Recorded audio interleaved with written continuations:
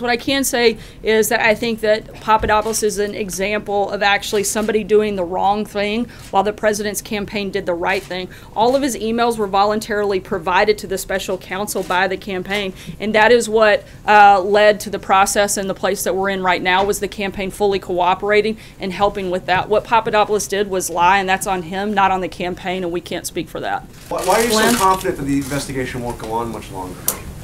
Because we have confidence that it's going to come to a close in short time.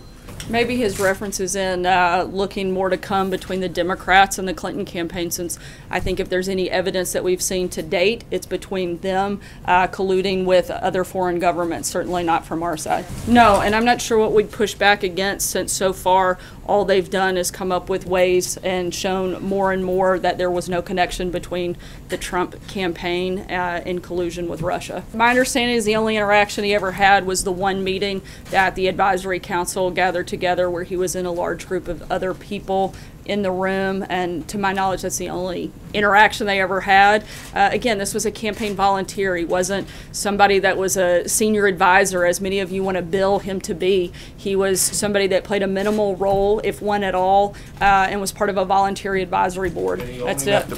Look, all of our leaders have flaws. Washington, Jefferson, JFK, Roosevelt, Kennedy. That doesn't diminish their contributions to our country, and it certainly can't erase them from our history. And General Kelly was simply making the point that just because history isn't perfect doesn't mean that it's not our history.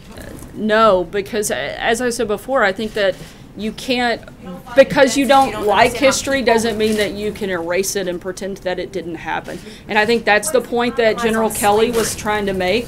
To try to create something and push a narrative that simply doesn't exist is just frankly outrageous and absurd. I think the fact that we keep trying to drive, the media continues to want to make this and push that this is some sort of a racially charged and divided White House. Frankly, the only people I see stoking political racism right now are the people in the groups that are running ads like the one you saw take place in Virginia earlier this week. That's the type of thing that I think really is a problem, and I think it is absurd and disgraceful to keep trying to make comments and take them out of context and mean something they simply don't.